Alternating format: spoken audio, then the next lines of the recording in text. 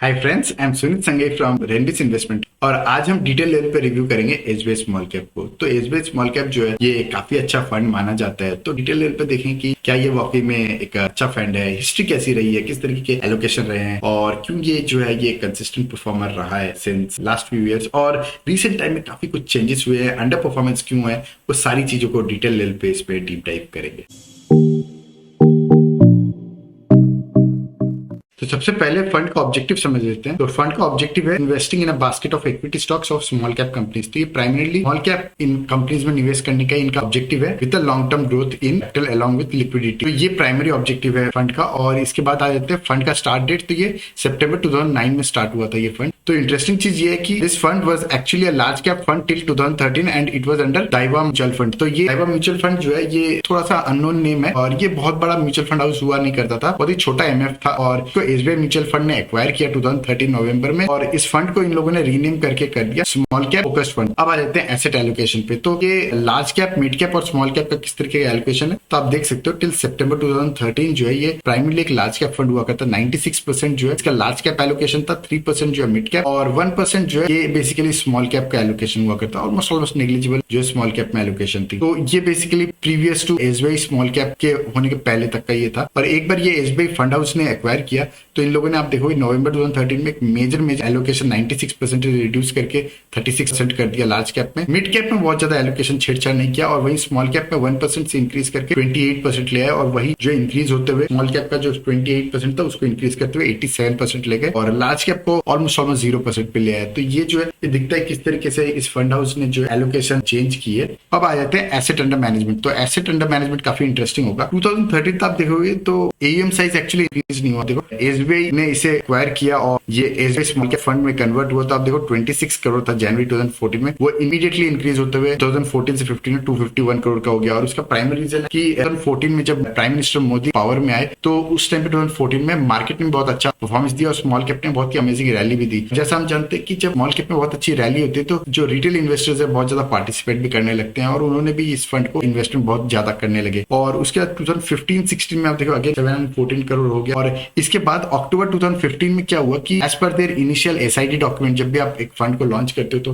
Document publish करते हो right, तो उस डॉक्यूमेंट में इन लोगों ने 750 करोड़ का इन लोगों ने अपना कैपेसिटी बताया था इस फंड का। तो इसलिए इनको फंड जो है क्लोज करना पड़ा। जो एग्जिस्टिंग एसआईपी थी उसको तो ये कंटिन्यू किए बट कोई नई एसआईपी नहीं लाए, कंप्लीटली क्लोज कर दिया और लमसम इन्वेस्टमेंट भी बिल्कुल अलाउड नहीं था। तो उसके बाद आप देखो कि अक्टूबर 2015 के बाद जो है ये एसेट अंडर मैनेजमेंट बहुत ज्यादा इंक्रीज नहीं किया। ये जो जनवरी 2016 है this is basically just 3 months away from October 2015 और उसके बाद आप देखोगे 714 crore, then 642 crore and 900 crore. This basically जो स्लाइटली इंक्रीज हुआ ये asset under management that was due to the existing SIP but बहुत ज्यादा एसेट अंडर मैनेजमेंट तब राइज नहीं किया। और आप देखोगे उसके बाद इन लोगों ने जो है 25,000 पर मंथ की एसआईपी अलाउ की आफ्टर मई 2018। तो मई 2018 के बाद इन लोगों ने वापस एसआईपी को एक्सेप्ट किया and that was a limit of 25,000 rupees per month पर एसआईपी। तो उसके बाद आप देखोगे 2018 के बाद आप देखोगे समवेयर हियर उसके बाद इसका एसेट अंडर मैनेजमेंट वापस इंक्रीज करने लगा फ्रॉम समवेयर अराउंड 1000 करोड़ से 1500 and then 3500 and then 6000 and then 11000। तो लगातार एसेट अंडर मैनेजमेंट बढ़ा। और इंटरेस्टिंग चीज एक और ये भी है कि आप देखो पहले ये जो है ये काफी कम स्टॉक्स हुआ करता था और 2014 में जब एक्चुअली 2014 ये बेसिकली एवरी दिसंबर की डेटा है तो दिसंबर 2013 के बाद आप देखोगे 24, 26, 23 इस तरीके से 29 स्टॉक्स, बहुत कम स्टॉक्स हुआ करता था, कॉन्सेंट्रेटेड था। और वहीं 2018 में जब इसका एसेट अंडर मैनेजमेंट बहुत ज्यादा बढ़ गया बेसिकली दिसंबर 2018 यानी जनवरी 2019 तो ये 1500 करोड़ जब हो गया तो इन लोगों ने अपने नंबर ऑफ स्टॉक्स भी बढ़ा दिया। आप देखो 43 एंड देन 47 एंड 51। जैसे जैसे एसेट अंडर मैनेजमेंट राइज किया 1500, 3500, 6000 एंड देन 11000 वैसे वैसे इनके नंबर ऑफ स्टॉक्स भी बढ़ते गए। और उसका रीजन ये है कि आप बहुत ज्यादा बड़ा साइज ऑफ कोई पर्टिकुलर स्टॉक स्मॉल कैप का बहुत ज्यादा ओन नहीं कर सकते due to high asset under management. तो इस वजह से इनको नंबर ऑफ स्टॉक्स बढ़ाना पड़ा रिसेंट ईयर्स में और इसका इंपैक्ट भी हम देखेंगे परफॉर्मेंस में। और उसके बाद नेक्स्ट चीज आ जाती है कि एसआईपी जो इन लोगों ने स्टार्ट की तो 25,000 पर मंथ की थी बट लमसम इन्वेस्टमेंट इन लोगों ने 2015 में जो बंद की थी उसके बाद इन लोगों ने पैंडेमिक में मार्च 2020 में लमसम इन्वेस्टमेंट अलाउ की और उसको वापस सितंबर 2020 में स्टॉप कर दिया। तो ये जो फंड है बहुत ज्यादा रेस्ट्रिक्टिव होता है और ये रेस्ट्रिक्टिव होना इंपॉर्टेंट इसलिए भी है क्योंकि अगर आप इस तरीके से रेस्ट्रिक्शन नहीं लाओगे जब फंड ज्यादा परफॉर्म करने लगे, जो बेसिकली स्मॉल कैप जो थोड़ा ओवर वैल्यूड हो जाता है उस टाइम पे अगर आप फंड रेस्ट्रिक्ट नहीं करोगे तो आपके जो एग्जिस्टिंग इन्वेस्टर्स है उनका भी नुकसान होगा और जो नए इन्वेस्टर्स आएंगे उनकी भी एक्सपेक्टेशन बहुत हाई होगी बट रिटर्न्स नहीं आएंगे उस हिसाब से। तो ये इंपॉर्टेंट चीज हो जाती है कि फंड जो है इन्वेस्टर्स को पहले सोचता है, ना कि अपने एसेट अंडर मैनेजमेंट बढ़ा के अपनी कमीशन ज्यादा से ज्यादा लाने की। तो वो फिलोसफी जो है ये बेसिकली इन्वेस्टर्स की फ्रेंडली चीज हुई, पॉजिटिव चीज है। अब आ जाते हैं asset allocation in different sectors. तो आप देखोगे कि इंजीनियरिंग और एफएमसीजी इन दोनों में मई 2014 के बाद से हम देखेंगे तो 12%, 15, 24, 16, 22, और वही एफएमसीजी की बात करूं तो 17, 16, 20, 13, 16, 23। तो प्राइमरली इंजीनियरिंग और एफएमसीजी में एक बड़ा चंक ऑफ एलोकेशन इनका रहा है। उसके अलावा आप देखोगे तो consumer durable services, chemical, construction, financial service, इनमें भी इनकी एलोकेशन रही है। But as you can see services में जैसे पहले डबल डिजिट में हुआ करती थी एलोकेशन, उसको इन लोगों ने मार्च 2020 में घटा के सिंगल डिजिट में लिया है। और वहीं बाकी में भी अगर मैं बात करूँ तो इवन जो एग्जाम्पल केमिकल है, केमिकल में 17% एलोकेशन इन लोगों ने 2016 मार्च में ले रखा था बट उसको रिड्यूस कर दिया। तो डबल डिजिट में एलोकेशन मेजरली इनकी इंजीनियरिंग और एफएमसीजी में रही है। और एक और चीज ये देखने की ये है कि मार्च 2015 में आप देखोगे तो प्रायर टू दैट मार्च 2012 से अच्छा खासा डिफरेंस आया है। दैट इज बिकॉज कि जैसे मैंने कहा कि ये एक दूसरा फंड हाउस इसे मैनेज करता था और एसबीआई ने इसे समवेयर अराउंड अक्टूबर नवंबर 2013 में इसे एक्वायर किया था। तो इसलिए इसकी एलोकेशन जो है एकदम से चेंज भी हो गई। अब आ जाते हैं फंड मैनेजर के ऊपर। तो फंड मैनेजर जो है 2013 के एंड से अगर हम देखें तो आर श्रीनिवासन जो है ये मैनेज कर रहे हैं टिल डेट। और आर श्रीनिवासन की बात करें तो ये more than 25 years of experience है इक्विटी इंडस्ट्री में। और इसके अलावा इन्होंने एसबीआई म्यूचुअल फंड के अलावा इन्होंने future capital holding, principal, then Oppenheimer and company जो प्रीवियसली जानी जाती थी और लेटर इसे ब्लैकस्टोन ने एक्वायर कर लिया। उसके बाद इंडोसिस, डब्ल्यूआई, कार एंड मोतीलाल ओसवाल जैसे बेसिकली जो डिफरेंट एसेट अंडर मैनेजमेंट के कंपनीज है उनमें इन्होंने काम किया है। और इसके अलावा जो है एसबीआई स्मॉल कैप के अलावा ये एसबीआई मैग्नम मिड कैप और एसबीआई फोकस्ड इक्विटी, ये दोनों फंड को भी ये मैनेज कर रहे हैं और ये डिसेंट फंड्स है। बेसिकली फंड मैनेजर जो है काफी एक्सपीरियंस्ड है और फंड को जो है सिंस इंसेप्शन ये मैनेज कर रहे हैं। अब आ जाते हैं पोर्टफोलियो टर्नओवर पे। तो ये थोड़ा सा इंटरेस्टिंग हो जाएगा। आप देखोगे दिसंबर 2013 जब बेसिकली समवेयर अराउंड दिसंबर 2013 ये बेसिकली एसबीआई म्यूचुअल फंड ने इस फंड को एक्वायर किया। तो उसके बाद जो इनिशियल फर्स्ट ईयर था जहां पे इन लोगों ने बहुत सारे स्टॉक्स लार्ज कैप के एग्जिट किए और स्मॉल कैप में एलोकेशन ली, राइट। तो वहां पे फुल टर्नओवर रेशियो हाई होना स्वाभाविक है। 154 का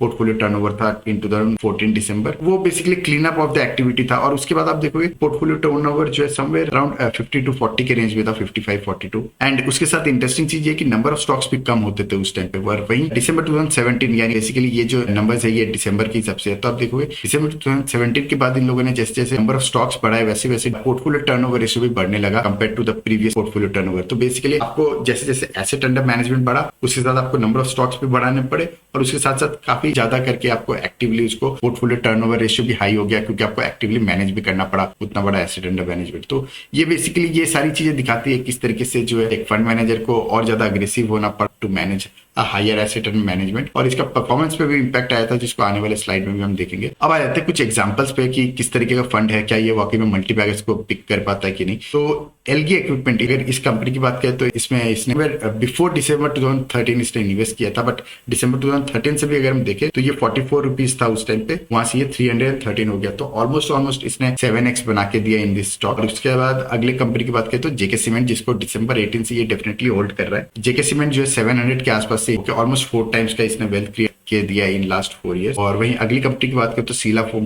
930 के प्राइस पे इन लोगों ने बाई किया था समवेयर अराउंड दिसंबर 2016। उसके बाद से अब तक जो है इसने ऑलमोस्ट 4.5 टाइम्स का वेल्थ क्रिएट करके दिया है इन लास्ट फ्यू इयर्स। और इंटरेस्टिंग चीज ये कि दिसंबर 2018 में अगर आप देखो तो इनकी एलोकेशन 0 हो गई थी इस पर्टिकुलर स्टॉक में। तो समवेयर अराउंड दिसंबर 2019 वापस से इन लोगों ने अपना स्टॉक जो है वापस से इन लोगों ने अपनी पोजीशन बना ली। तो आप देखो क्या ये फेज था, ये बेसिकली एक करेक्शन वाला जो फेज था, इस फेज में इन्होंने इसको होल्ड नहीं किया। तो दिखता है किस तरीके से फंड मैनेजर जो है एक एक्टिवली एक फंड मैनेजर जो है एक अच्छी कॉल ले लेते हैं ऑफ टेक्निकली एनालिसिस से। ये जो बेसिकली एंट्री एग्जिट पॉइंट होती है स्पेशली पूरी फंड जो है वो जो स्टॉक्स फंड मैनेजर पिक करता है उसको बेसिकली इनकी टेक्निकल टीम जो टेक्निकल लेवल पे भी एनालिसिस करके इसको बाय एंड होल्ड करना है या बेसिकली शॉर्ट टर्म के लिए एग्जिट भी करना है, उस तरह की कॉल भी लेती रहती है।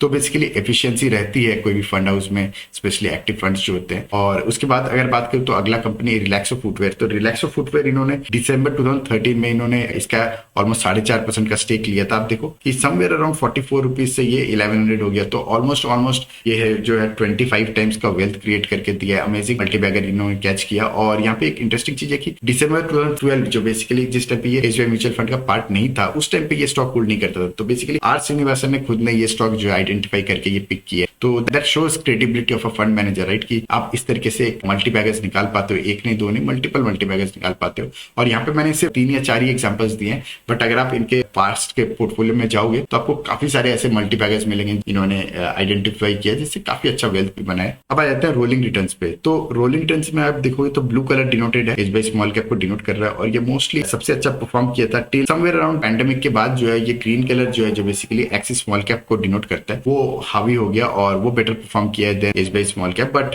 नेवरदलेस एसबीआई स्मॉल कैप ने डिसेंट रिटर्न्स दिए हैं। और वहीं अगर मैं बात करूं 5 ईयर्स की, तो आप देखो ब्लू कलर जो है ये प्रोमिनेंट है थ्रू आउट, और कन्वर्ज हुआ है, आप देखो रिसेंट टाइम में कन्वर्ज हो रहा है, विच शोज की बेसिकली जैसे जैसे asset under management SBI small cap का बड़ा है, उस तरीके से इसका परफॉर्मेंस भी जो है निपॉन इंडिया और एक्सिस की तरफ सिमिलर टाइप के परफॉर्मेंस पे ये आ गया है। और वहीं अगर मैं मीडियन रिटर्न से दिखाऊं तो मीडियन रिटर्न आप देखो 3 ईयर्स में देखो तो सिमिलर रिटर्न है कंपेयर टू निपॉन इंडिया, और वहीं अगर मैं 5 ईयर्स में दिखाऊंगा तो आपको थोड़े से ज्यादा रिटर्न्स जरूर दिखेंगे compare to Nippon India, but SBI small cap के थोड़े बेटर रिटर्न्स है। बट रीसेंट 2 ईयर्स में जो है पोस्ट पैंडेमिक सिचुएशन में जो है एसबीआई स्मॉल कैप का थोड़े से कम रिटर्न्स रहे हैं, और रिसेंट टाइम में ये निपॉन इंडिया को कन्वर्ज भी करने लगा है। इसको मैं 7 ईयर्स के रोलिंग रिटर्न्स पे दिखाऊंगा तो आपको और ज्यादा क्लियर होगा।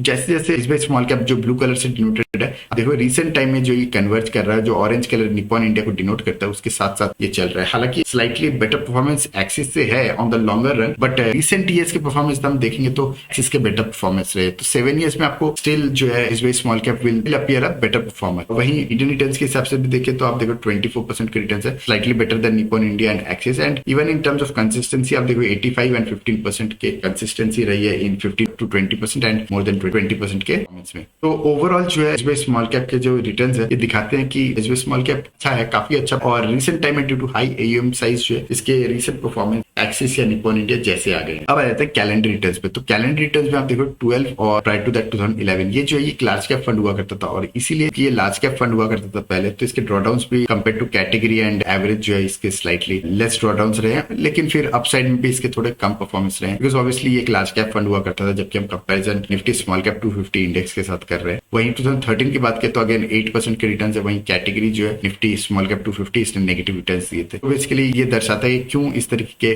कैलेंडर रिटर्न में इसके बेटर परफॉर्मेंस दिखते हैं टिल 2013। 2014 से आप देखोगे तो एक्चुअली ये जो है स्मॉल कैप फंड हुआ करता था, और यहाँ पे आप देखोगे तो it has been moving in the direction of the index and the category average, like इसने अल्फा जरूर जनरेट करके दिया, and that is why we say SBI small cap is a very good fund. आप देखो अपने category को अच्छे खासे मार्जिन से ये बीट भी कर रहा है, और 79%। एंड देन जो 2018 में करेक्शन आया था उसमें इसके करेक्शन थोड़े से कम रहे थे कंपेयर टू इंडेक्स, हालांकि कैटेगरी एवरेज थोड़े से बेटर ज्यादा करेक्शन रहे थे। और वही 2019 में इसने पॉजिटिव रिटर्न बना के दिया, 2020 में भी इसने इंडेक्स को बीट किया, और 2021 में it was actually a lower performer compare to category average as well as index. तो जैसे मैंने कहा कि रिसेंट ईयर में 2021 में इसके थोड़े से अंडर परफॉर्मेंस रहे हैं, जिसकी वजह से ये थोड़ा सा कन्वर्ज करने लगा है towards Nippon India and Axis small cap fund. तो ओवरऑल जैसा हमने देखा कि SBI small cap definitely one of the top 3 funds है, एंड निपॉन इंडिया और एक्सिस स्मॉल कैप जैसा ही परफॉर्मेंस दिया इसने रिसेंट टाइम में जो है थोड़ी सी अंडर परफॉर्मेंस रही है, जिसकी वजह से ओवरऑल परफॉर्मेंस सिमिलर सी आ गई है। बट अगर आपकी एसआईपी आप स्टार्ट करना चाह रहे हो एसबीआई स्मॉल कैप में, तो आपको एक्सपेक्टेशन ऐसी रखनी चाहिए कि it will definitely perform good, but if you are thinking कि ये निपॉन इंडिया और एक्सिस स्मॉल कैप जैसे अच्छे क्वालिटी के फंड को भी बीट कर देगा, तो पास्ट में इसमें जरूर इसने बेटर परफॉर्म किया compare to Nippon India and Axis small cap. But in future अगर आप एक्सपेक्ट कर रहे हो कि ये निपॉन इंडिया और एक्सिस स्मॉल कैप से बेटर परफॉर्म करेगा, तो आपको थोड़ी सी शॉक मिल सकता है, क्योंकि इसके परफॉर्मेंस आने वाले टाइम में इस तरीके से डेटा दिख रहा है और एसेट मैनेजमेंट बढ़ा है इस फंड का, तो ये आने वाले टाइम में सिमिलर रिटर्न ही देगा